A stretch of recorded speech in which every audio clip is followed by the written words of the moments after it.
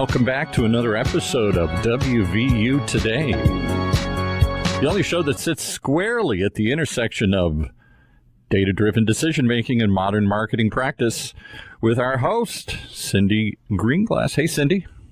Hey, how you doing, Paul? Okay, I don't know what happened to the music there. Cut off quickly on me here. We want to quickly get into the show, I guess.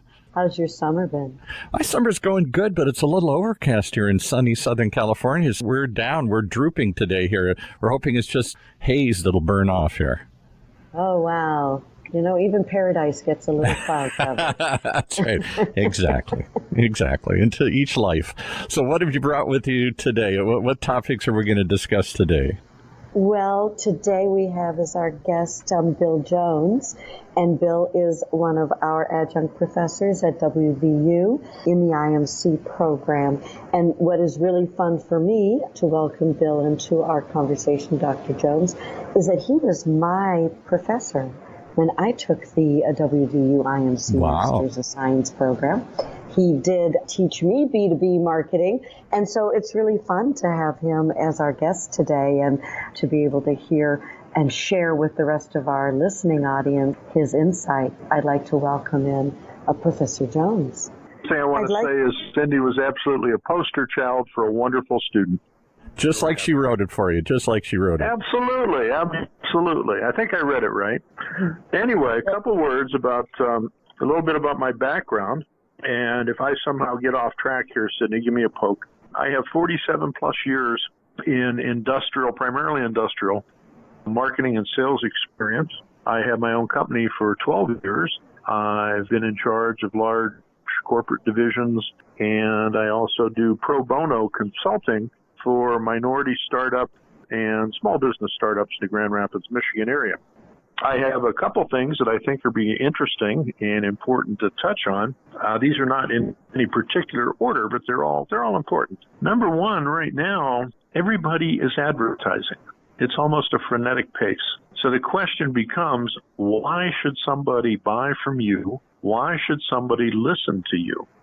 So it's more important now than ever before to really do your homework on targeting your customers. All of your communications should point to why they would value your product. And it's not just telling them why they're going to value your product. You want to demonstrate. You want to talk about case studies where people improved, where people saved. And if you can name names. Everybody is making noise out there, and you have to cut through the clutter. Now, something else to keep in mind, business-to-business marketing is not that totally different from consumer marketing. When you think about why people buy, why you buy, why I buy, when you get an organization or a corporation, that is an artificial legal construct to allow them to enter contracts. Corporations don't make decisions. Corporations don't buy. People buy. People make decisions. The same thought processes that you and I would use in buying a car or getting a new sofa are the thought processes they will use. It's all got to be personal. It's all got to be relationship. Now, when you're targeting, if you wanted to, come up with a new marvelous design for a medal. Let's say you have a medal. And you want to have the automotive companies use this. Every division of General Motors or every division of Ford Motors, division within their process groups, not whether it's a brand name, but engineering will have what they're looking for in value. Finance will have what they're looking for. Their marketing department will be involved in this.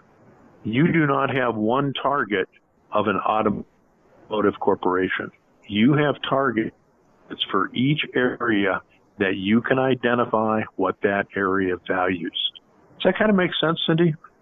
Yes, that makes good sense. Very much so. I want to dig into some of what you're sharing with us. You've got us kicked off with so much content there and so much to wrap our heads around. I'm going to ask a question and see if you can dig into this a little bit, and then we'll have our break in about 5 more minutes, and we'll come back with some more.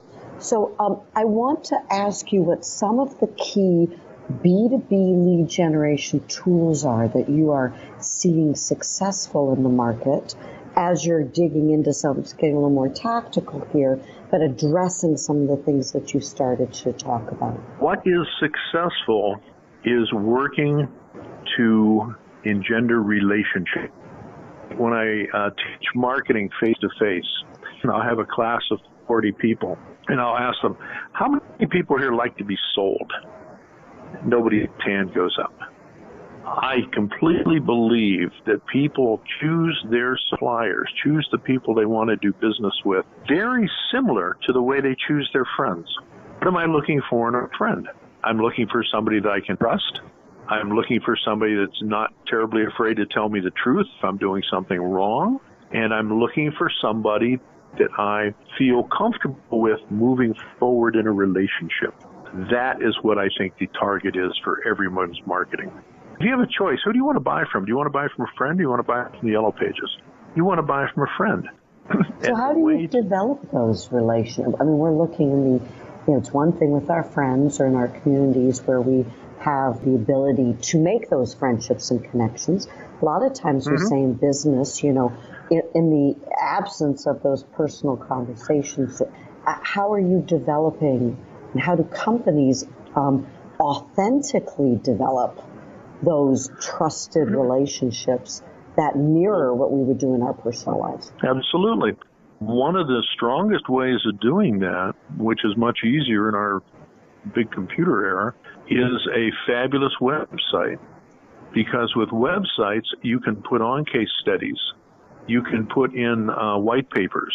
If you were trying to get in this metal into General Motors or Ford, you're going to have people in engineering departments that really want to see a lot of heavy-duty equations that's going to give everybody else the measles. You can have that available to them so they can see it and they can say, hey, these people are credible. It is very difficult to do that in individual advertising contexts. You are always looking for credibility. You are looking to explain how somebody else used this to their advantage. And to make this really effective, you have to do your homework up front. If I'm telling green glass manufacturing and I have no idea what you do, the chances of me stumbling around in the dark and find something that would bring you value, they're terrible. So you do your homework first, so you can give 3 reasons why I think you would value my product. What I would tell my classes, what I do tell my classes, if you get up in the morning and you're getting ready to go out and knock on doors or figure out who you're going to send promotions to or whatever you're going to do, and you don't have those 3 solid reasons, you know their business, you know what they do, you know how you can help them. If you don't have 3 solid reasons, stay in bed because you're wasting everybody's time. Does that make sense? It's your core business proposition. It's the elevator pitch. It's, yes, understanding and knowing what it is that makes your business differentiating. And so let's say we know what they are. I know green glass manufacturing. We've got outstanding customer service. We've got flexibility and scalability. And we have tremendous logos and referenceable clients. So let's just say those are my 3 great differential. Where do I go to tell my prospects in B2B these days? You can use the things that we've already paid our taxes to support. When you fill out the census tells you, and all the businesses have to fill out and explain what they do. So if I have a customer, let's say for the moment, Abe Lincoln and I were in engineering school together. I co-opted a GE plant. We made light bulbs. If I have placed my product in a bulb manufacturing plant and they were successful with it, I can go online and I can find out every other light bulb manufacturing plant in the country. I can now specifically target who is in charge of the different areas of responsibility and why this would be a benefit to them. But I have to do my homework first to know where it works and who else would use this. So we have to do our homework. I clearly agree with you there, Bill. That's for sure. It does seem that there are also a lot of doing our homework, legal and ethical issues that are popping up in B2B and in B2C. We certainly know about COPA for California's in the works. We've got GDPR coming up as far as legislation in Europe. There's some talk that other states are also talking about some legislation. We're looking at control in our online environment. What are you seeing in B2B? Is anything going on in the B2B legal or ethical that you're seeing some of that consumer challenges blowing over into B2B at all? The company I'm working with now that is not pro bono, which is nice, and they are being buffeted by material cost increases out of the blue because of certain war zones, and also by the tariffs brought about by political maneuvers. So the question becomes, it is not possible for companies to just absorb those, but do your customers, in an open and transparent relationship, do they know how you will respond? And it's not like, Cindy, I'm sorry, but we have to raise your price 65%. How's the weather there? Okay? There you exactly. go. Well, thank you, Bill. We're going to take a quick break. So, Paul, introduce you all back to WVU. And when we come back, I'd like to talk a little bit about metrics and data. We all said data is everything and metrics, and we know that that's what we teach and preach at WVU. So, Bill, I'd like you to think about, while we're on break, some of the strategies that can be used to measure in B2B, especially in an environment where you have channel partners and maybe not a direct relationship between buyer and seller. So think about that a little bit while I pass it back to Paul for a quick break. And while Bill is pondering his reply, let's ply you with some information here about West Virginia University's online data marketing communications program. We've talked about it a lot. It's the sponsor of this program and the first graduate program of this kind in the country, focusing on strategic thinking, critical problem solving, and informed decision making. The Data Marketing Communications program at WVU prepares you for your career by learning innovative tactics from award-winning faculty like those presented here today. You can learn all this and more if you'll type in these 9 simple letters. DMC for Data Marketing Communications, DMC at dmc.wvu for West Virginia University.edu. So once again, type in dmc.wvu.edu.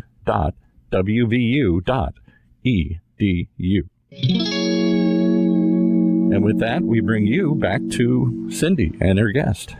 Well, Paul, you're getting better at this. I finally figured it out. It's just 9 letters. I don't know why I stumble it every week. 3 plus 3 plus 3. DMC plus WVU plus EDU. And you're there. And you're there. Well, you know, this is, I think, our 38th or 39th program together. But you brought up, since we're going to start talking a little bit about metrics, one of those magical things, and that's the magic of threes. And the human brain prefers odd numbers to even, which we know is in psychology. And we also know that 3 is that kind of magic, parsed out number that we can use to comprehend things. And can I throw in one other thought? I studied screenwriting for years, many years ago, and they always talked about the magic of 3s in storytelling. It's not by accident. There's 3 little pigs and 3 wishes and 3 coins in the fountain. Every movie or play has 3 acts to it. So 3 is the, good, better, best. 3 is the magic number in selling and in storytelling. That it is. And we have 3 of us on this podcast. There you go. There we are. So, Bill, let's start with one of our next 3 questions for you. Let's talk about some metrics and some data. Okay, and let me hit on the 3s for a second. When you are establishing your value, and I'm contacting you and we haven't met, I will give you 3 valid, in my mind, reasons that you could use my product effectively. I don't expect that all 3 of them are going to hit, but if I give you 3, I will cover the bet that I'm going to hit on one of them. And if I get into more than 3, it's too much information in a short conversation for you to absorb. So 3 is the effective number there also. There you go. 3 is the magic. Thank you, Bill. So let's jump in. Metrics and data and B2B tracking. Let's start with metrics and measurement. Before you ever get money from corporate, they are going to want to know what they're getting back. Unless you own the company, they're going to know they want to know what they're getting back. So you have to have your goals specific. They have to be measurable. They have to be quantifiable, and there has to be a timeline.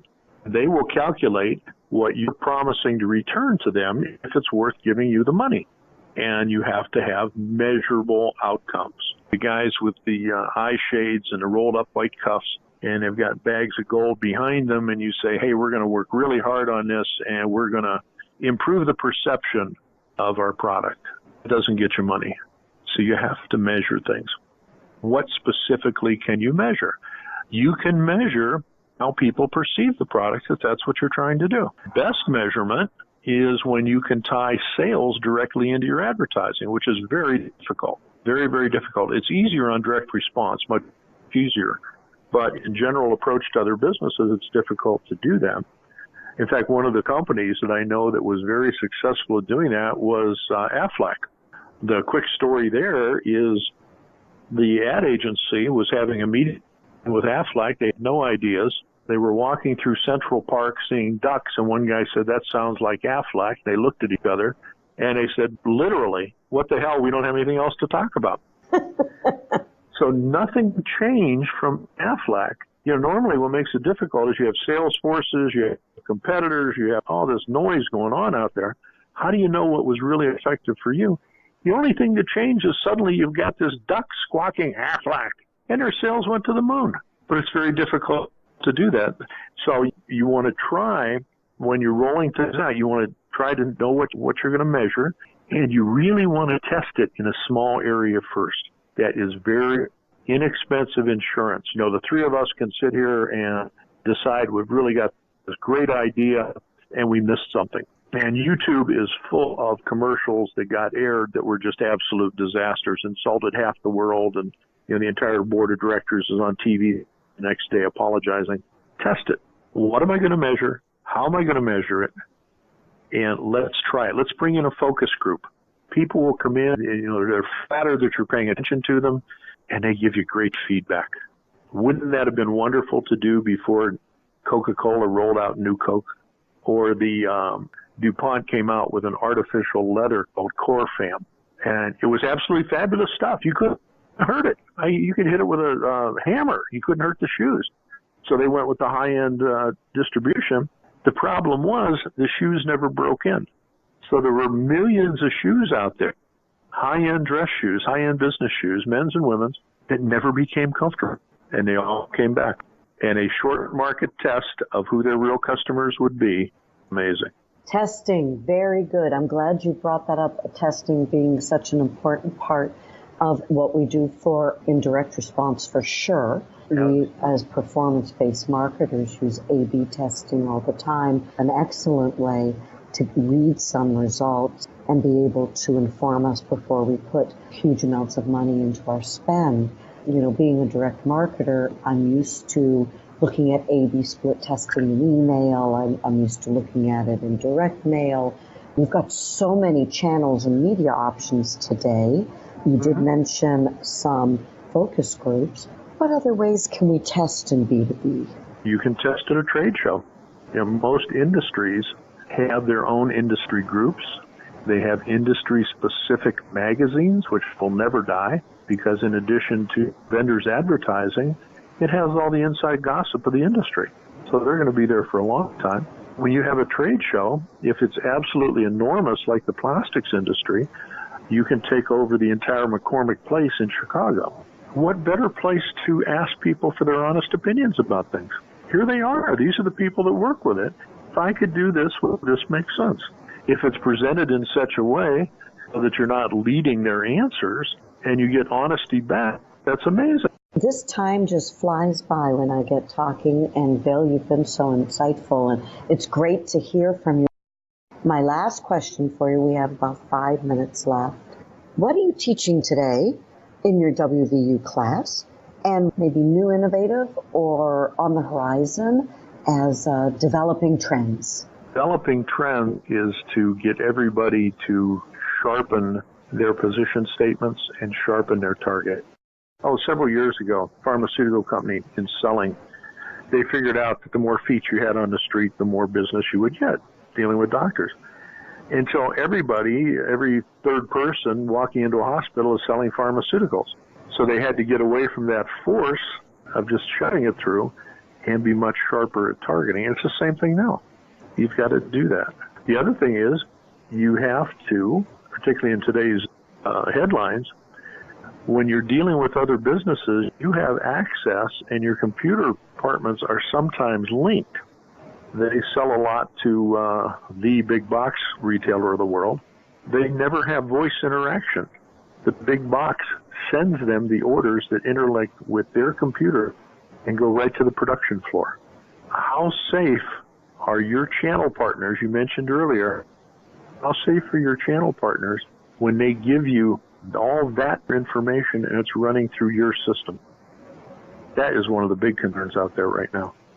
It's not necessarily just the marketing, but everybody's data is becoming so linked, and the people that are trying to hack in are looking for the weakest links in the chain, and you don't want to be anywhere near one of that, being one of those weak links.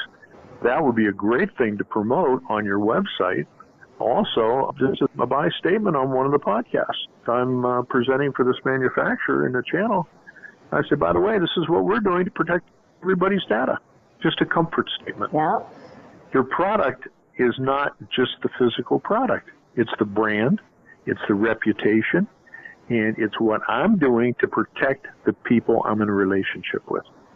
You got it. Well, I appreciate, Bill, the time you spent on our podcast today and sharing with us your B2B insights. You are part of our West Virginia University brand, and we appreciate you being our instructor and part of the program. Hope you enjoy the lazy days of August and the rest of your summer, and we'll be back at you next week. Back to you, Paul. You've been listening to WVU Marketing Communications Today, brought to you live from West Virginia University, a bi-weekly program that sits at the intersection of data-driven decision-making and marketing practice, only on the Funnel Radio Network, for at-work listeners like you.